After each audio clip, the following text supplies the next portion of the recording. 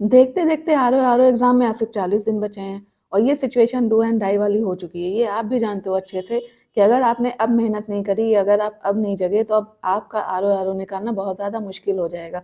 और हमको last time तक हार नहीं माननी। लास्ट टाइम मतलब कि जब तक आपने अपनी ओएमआर शीट को किसी दूसरे के हाथ में नहीं सबमिट किया तब तक का आपके पास टाइम है। और आप खुद सोचो 40 दिन बहुत होते हैं। अगर आपने कुछ भी पढ़ा है और अगर आप अभी कंफ्यूज हो रहे हो या आप डर रहे हो कि मुझसे निकलेगा कि नहीं निकलेगा, तो सबसे पहले तो देखो आप अपनी थिंकिंग चेंज करो। अगर आप अपनी थिंकिंग नहीं चेंज करोगे तो फिर आरो आरो आपका निकलने से रहा। तो सबसे पहले आप पॉजिटिव सोचो। आप जितना ज़्यादा पॉजिटिव सोचोगे उतना ज़्यादा आप मेहनत कर पाओगे। और बात रही उसकी, तो हम लोग स्मार्ट वर्क क्यों नहीं करते? क्यों हम लोग हमेशा हार्ड वर्क के पीछे भाग रहे हैं? क्यों हम लोग एक सोर्स के बजाय 10 सोर्सेस को पढ़ रहे हैं? हमको स्मार्ट वर्क करना है ना। स्मार्ट वर्क कैसे? कि हमको पता होना चाहिए कि हमको कहाँ से पढ़ना है। हमको कम से कम सोर्सेस को, कम से कम रिसोर्सेस को यूज करना चाहिए। हमको उन टॉपिक्स पे ज्यादा फोकस करना चाहिए जिससे कि क्वेश्चन पूछे जा रहे हैं। हम लोग क्या कर रहे हैं?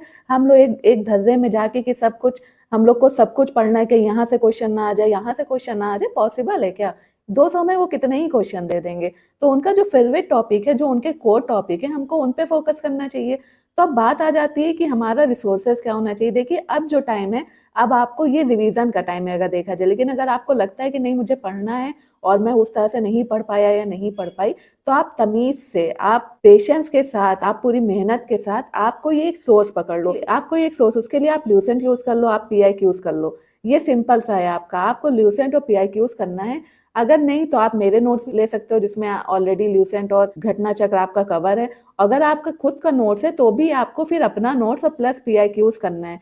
पीआईक्यूज में आप घटना चक्र भी यूज कर सकते हो या आप ऐसे भी पीआईक्यूज कर सकते हो। वो आपके ऊपर है। क्योंकि देखिए आपने नोट्स तो आराम से बनाए होंगे, बहुत ही पेशेंस के साथ बनाए होंगे, पढ़ के बनाए होंगे।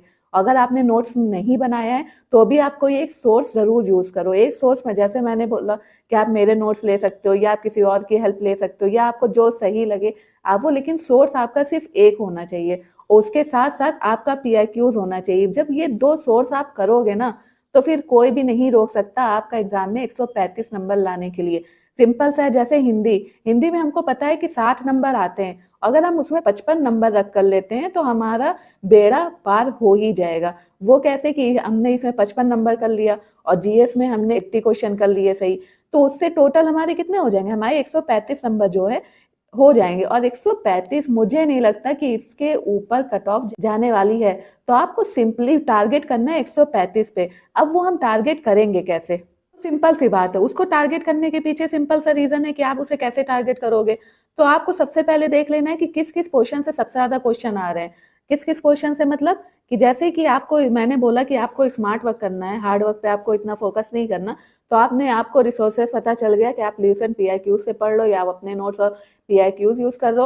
अब आपको ये देखना है कि आपको पढ़ना क्या क्या है। तो सिंपली आपको हिंदी ले लेना है। हिंदी आपका डायरेक्ट 60 नंबर देगा, ठीक है। उसके बाद आपको जो जीएस में, जीएस जो आपको नंबर दिलाएगा 80 नंबर, तो उसके लिए सबसे पहले आपको उठाना है करंट अफेयर्स। करंट अफेयर्स आप मंथली मैगजीन प्रीफर करो, वो मुझे ज्यादा बेटर लगती है। क्योंकि आय दृष्टि सब बोलते तो हैं, लेकिन अगर उसका वेटेज देखा जाए, उसका आउटपुट देखा जाए तो है, लेकिन उतना ज्यादा नहीं है जितनी ज्यादा एक्सपेक्टेशन की जाती है। तो अगर आप कोई भी मंथली मैगजीन पढ़ लेते हो या आप कोई भी ऐसा कोर्स ले लेते हो, जैसे कि मैं खुद अपना नोट्स लॉन्च करने वाली हूँ कुछ ही दिन में, अभी मैं उस पर काम कर रही हूँ। थोड़ा टाइम की इशू की वजह से उसमें थोड़ा टाइम लग रहा है। तो आप उसको भी प्रीफर कर सकते हो। उसमें ऑलमोस्ट 1.5 से 2 साल के करंट अफेयर्स पूरे जो भी इंपॉर्टेंट है, जो जिससे कि डायरेक्ट क्वेश्चन बन सकते हैं, इनडायरेक्ट क्वेश्चन बन सकते हैं, वो मैं सब उसमें कवर कर रही हूँ। तो करंट अफेयर्स के लिए आप मैगजीन कोई प्रीफर कर लो। उसमें आपको सिंपली, मान लीजिए आपका जुलाई में है, 27 जुलाई में, तो आप जून 2024 से जून 2025 तक का करंट अफेयर्स आराम से कंप्लीट कर लो। सिर्फ पढ़ना नहीं है उसको, आपको उसके नोट्स बनाने हैं। आपको उसके एक क्रक्स नोट्स बनाने। क्रक्स नोट मतलब आपको सिर्फ कीवर्ड्स नोट करने हैं और वो कीवर्ड से फिर आपको बार बार चीजों को रिकॉल करना है। जो चीजें आप बार बार भूल रहे हो वो आप नोट्स में नोट करो। जो चीजें आप नहीं भूल रहे हो उसको नोट्स में लिखने की क्या जरूरत है? क्योंकि वो तो आपको पता ही है, आपको वो याद ही रहेगा। क्योंकि हम लोग जो याद हो जाता है ना, तो फिर वो कोई भूल नहीं पाता है।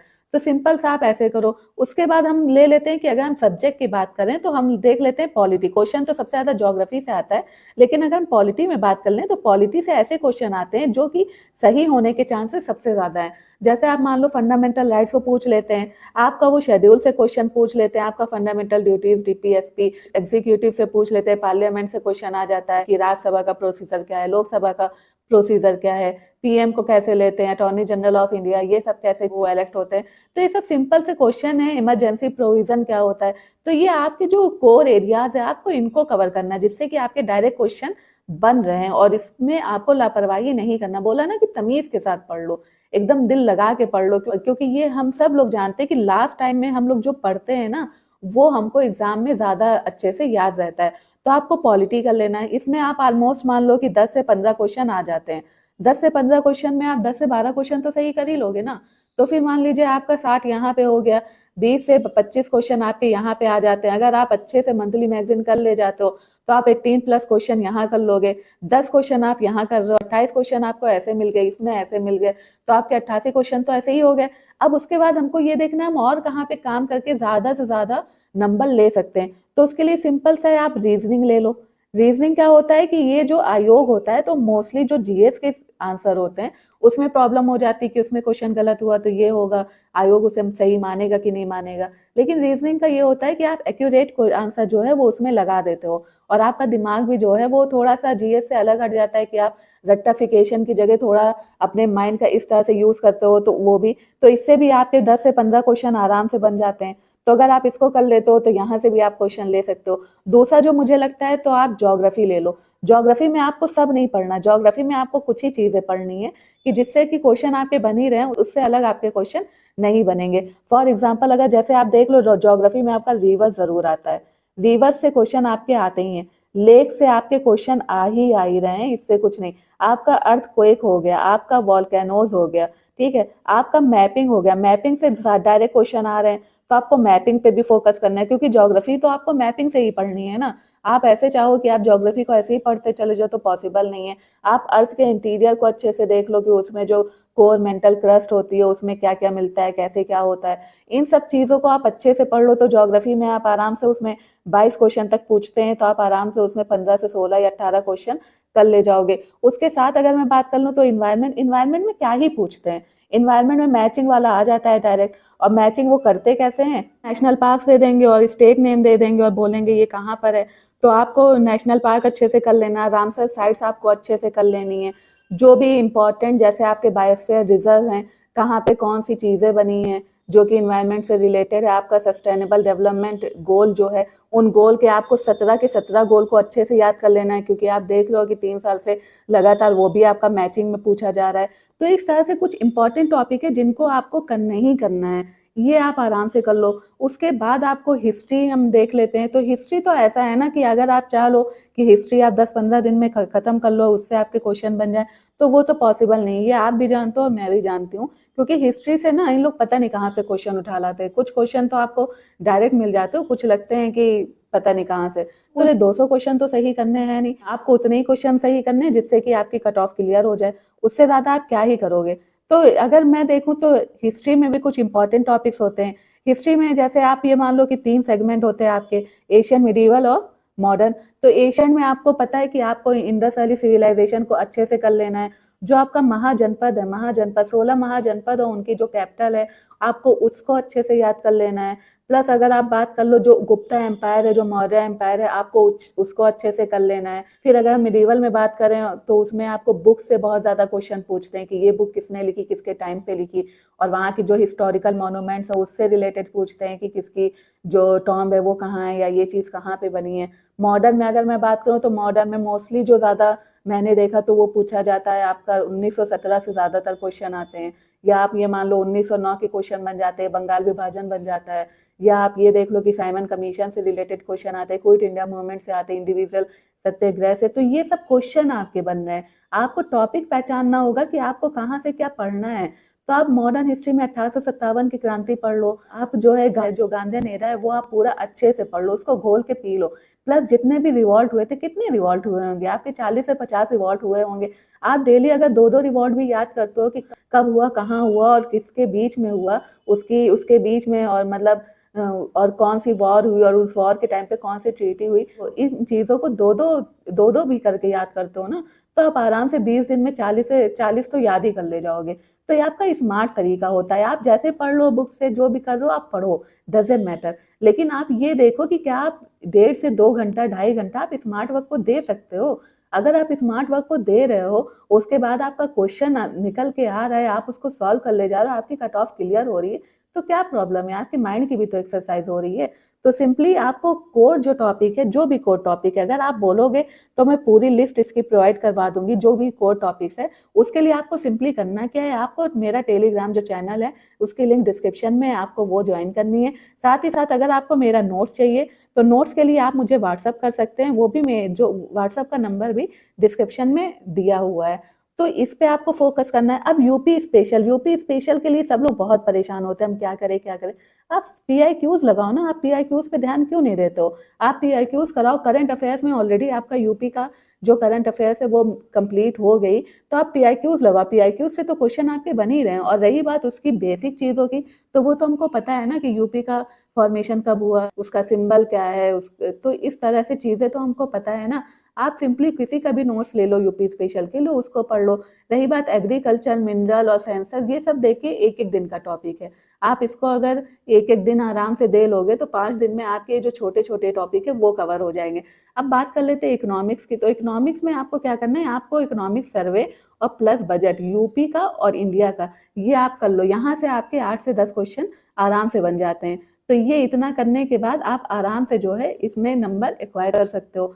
तो इस तरह से आपको स्मार्ट स्ट्रेटजी करनी है, आपको स्मार्ट तरीके से पढ़ना है, ताकि आप ज़्यादा से ज़्यादा जो नंबर है वो ग्रैब कर सको और अपनी कट ऑफ को क्लियर कर सको। आपको इसमें टॉप नहीं करना, आपको कट ऑफ को क्लियर करना। कट ऑफ को क्लियर करने के लिए सबसे अच्छा जो आपका नंबर है वो है 135।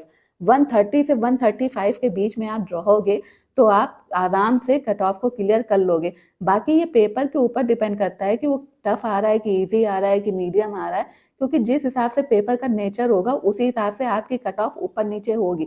लेकिन अभी जिस हिसाब से हम लोग देखते आ रहे हैं ट्रेंड, तो हमको 135 प्लस का टारगेट रखना है। उसके लिए मैं आपको एक बार फिर से रिपीट कर दूं, आपको हिंदी पढ़ना है, उसके बाद आपको करंट अफेयर्स पे फोकस करना है, थर्ड आपको रीजनिंग देखना है, जीएस में आपको सबसे पहले पॉलिटी पढ़ना है, फिर आपको ज्योग्राफी पढ़ना है, ज्योग्राफी के बाद इन्वायरमेंट, जिससे सबसे इजी क्वेश्चन आते हैं आपको उनको देख लेना है। उसके बाद आप इकोनॉमिक्स में जो बजट और इकोनॉमिक सर्वे उसको देख लेना है। यूपी स्पेशल के आपके पीआईक्यूज कर लीजिए, और उसके बाद आपका जो एग्रीकल्चर, मिनरल्स और ये सब मिला के आपके अच्छे खासे क्वेश्चन बन जाते हैं, आप इसको देख लो। और फिर मॉडर्न हिस्ट्री, मिडिवल हिस्ट्री और एशियन हिस्ट्री में आपको क्या क्या करना है मैंने वो भी बताया है। तो आप इस तरह से जब पढ़ लोगे ना, तो आपका जो पेपर है वो आसानी से क्लियर हो जाएगा। तो कहते हैं ना कि जब तक तोड़ेंगे नहीं तब तक छोड़ेंगे नहीं, तो छोड़ना नहीं है। हम लोग एस्पिरेंट्स हैं और हमको आखिरी दम तक लड़ाई नहीं हारनी है। तो हमको गिव अप करना तो हम लोग ने सीखे ही नहीं है ना, तो गिव अप क्यों करना। तो हम लोग के पास अभी भी 40 दिन है। मैं फिर कह रही हूँ कि जब तक आपके हाथ से OMR शीट किसी और के हाथ में नहीं चली जाती, तब तक आपके पास टाइम है। यानी 27 जुलाई में अगर पेपर 12:30 पे ओवर हो रहा है, तो 12:30 तक आपको टाइम है।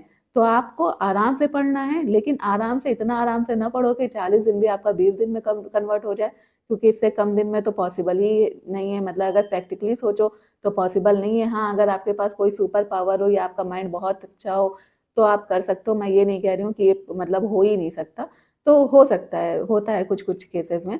तो आप इस तरह से चीज़ों को कर लो, ठीक है। और बाकी आपको कोई भी प्रॉब्लम हो तो आप मुझे टेलीग्राम, व्हाट्सअप कर सकते हो। साथ ही साथ आप कमेंट बॉक्स में ही बता सकते हो कि आपको नेक्स्ट वीडियो किस पे चाहिए। जैसे कि मैंने पूछा कि आपको कोर टॉपिक्स पे अगर चाहिए, जो most important topics R O के लिए, तो आप कमेंट करके बता सकते हो। या आपको और भी कोई प्रॉब्लम हो रही है सोर्सेज को लेकर, नोट्स को लेकर, किसी टॉपिक को लेकर, तो आप वो बता दीजिएगा, मैं उसको भी सॉल्व कर दूंगी। तो चलिए मिलते हैं नेक्स्ट वीडियो में, तब तक के लिए अपना ख्याल रखिए, पढ़ते हैं। Thank you, bye bye.